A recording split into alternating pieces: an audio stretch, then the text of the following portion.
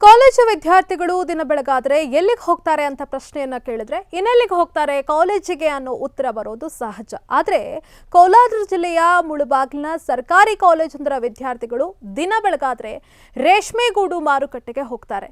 ಅರೆ ಇದೇನಪ್ಪ ಕತೆ ಅಂತೀರಾ? ಹಾಗಾದ್ರೆ ಈ ಸ್ಟೋರಿ ನೋಡಿ.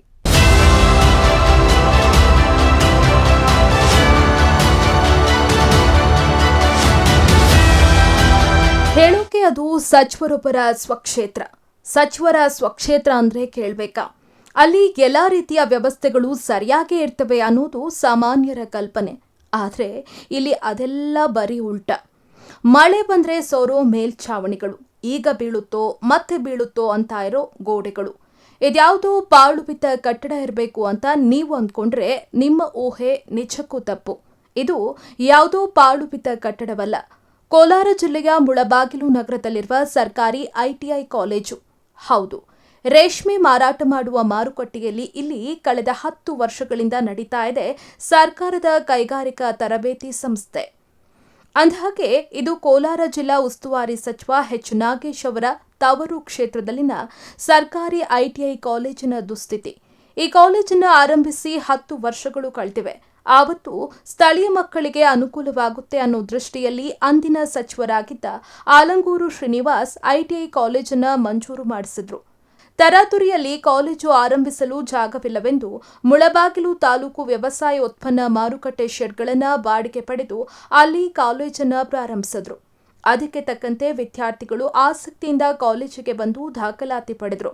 ಆದರೆ ಕಾಲೇಜಿನ ಸ್ಥಿತಿಗತಿ ಮಾತ್ರ ಬದಲಾಗಲೇ ಇಲ್ಲ. ಆರಂಭದಲ್ಲಿ ಹೇಗಿತ್ತೋ ಈಗಲೂ ಹಾಗೇ ಇದೆ. 10 ವರ್ಷಗಳಿಂದ ಕಾಲೇಜಿಗೆ ಒಂದು ಸ್ವಂತ ಕಟ್ಟಡ ಇಲ್ಲದೆ ರೇಷ್ಮೆ ಮಾರುಕಟ್ಟೆ ಶೆಡ್ಗಳಲ್ಲಿ ತರಗತಿಗಳನ್ನು ನಡೆಸುತ್ತಿದ್ದಾರೆ. ಈ ಕಟ್ಟಡ ಸಂಪೂರ್ಣ ಹಾಳಾಗಿದ್ದು ಯಾವಾಗ ಕಟ್ಟಡ ಕುಸಿಯುತ್ತೋ ಅನ್ನೋ ಆತಂಕದಲ್ಲಿ ವಿದ್ಯಾರ್ಥಿಗಳು ವ್ಯಾಸಂಗ ಮಾಡ್ತಿದ್ದಾರೆ. ಶೀತಲ ವ್ಯವಸ್ಥೆಯಲ್ಲಿದೆ, ಯಾವಾಗ ಬೀಳುತ್ತೆ ಏನೋ ಯಾರಿಗೂ ಗೊತ್ತಾಗ್ತಾ ಇಲ್ಲ. ಜೋರಾಗಿ ಮಳೆ ಬಂದರೆ ನೀರು ಸಹ ಸೋರುತ್ತೆ, ವಿದ್ಯಾರ್ಥಿಗಳಲ್ಲಿ ತೊಂದರೆ ಆಗ್ತಾ ಇದೆ. ಮತ್ತು ಬೇಸಿಗೆ ಕಾಲದಲ್ಲಿ ಆದರೆ ಅವ್ರಿಗೆ ಬಿಸಿಲು ಜಾಸ್ತಿ ಇದ್ದರೆ ಶೀಟ್ಸ್ ಎಲ್ಲ ಹೀಟಾಗಿ ಅಲ್ಲಿ ಕುತ್ಕೊಳ್ಳೋದಕ್ಕೆ ಸಹ ಆಗೋದಿಲ್ಲ. ಆ ಥರ ಇದೆ. ಹಾಗೂ ನೆಲ ಕೂಡ ಚೆನ್ನಾಗಿಲ್ಲ, ಯಾವುದೇ ರೀತಿಯ ನೆಲ ಕೂಡ ಚೆನ್ನಾಗಿಲ್ಲ.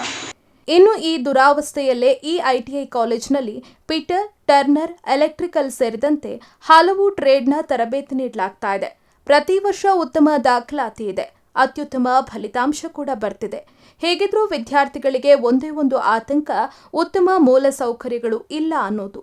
ಕುಸಿಯುವ ಹಂತದಲ್ಲಿರುವ ಕಟ್ಟಡ ಮಳೆ, ಗಾಳಿ, ಬಿಸಿಲಿಗೆ ಅವ್ಯವಸ್ಥೆಗಳ ಆಗರವಾಗಿದೆ. ಸರಿಯಾದ ಕೊಠಡಿಗಳಿಲ್ಲ, ಕೊಠಡಿಗಳಲ್ಲಿ ಬೆಳಕಿನ ವ್ಯವಸ್ಥೆ ಇಲ್ಲ, ವಿಶಾಲ ಜಾಗವಿಲ್ಲ, ತರಬೇತಿಯೂ ಅಲ್ಲೇ, ತರಗತಿಗಳು ಅಲ್ಲೇ ಮಾಡಬೇಕು.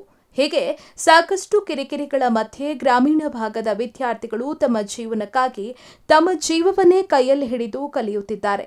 ಹೊರಗನೆಯವರು ಬಂದು ಈ ಕಡೆ ಬಾತ್ರೂಮ್ ಎಲ್ಲ ಕುತ್ಕೊಂತಾರೆ. ನಮಗೆ ಕಿಟಕಿಗಳಿಂದ ದುರ್ವಾಸನೆ ಬರುತ್ತಿದೆ. ಅದರಿಂದ ಶೆಡ್ಡುಗಳಿದೆ, ಅಲ್ಲಿಂದ ಕ್ಲಾಸ್ ಮಾಡ್ತಿದ್ದಾರೆ. ಅಲ್ಲಿಂದ ಮಳೆ ಬಂದರೆ ನೀರು ಸೋರುತ್ತೆ. ಆದರೆ ಶೌಚಾಲಯಗಳು ಕುಡಿಯೋಕ್ಕೆ ನೀರು ಸಮೇತ ಇಲ್ಲ. ಇಲ್ಲಿ 10 ವರ್ಷಗಳಿಂದ ಸರ್ಕಾರ 10 ವರ್ಷಗಳಾಗಿದೆ ನಿರ್ಮಾಣವಾಗಿ.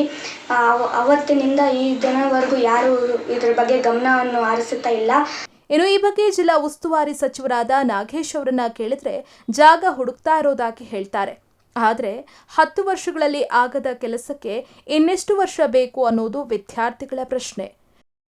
V Ramakrishna, Express TV, Mulbagal.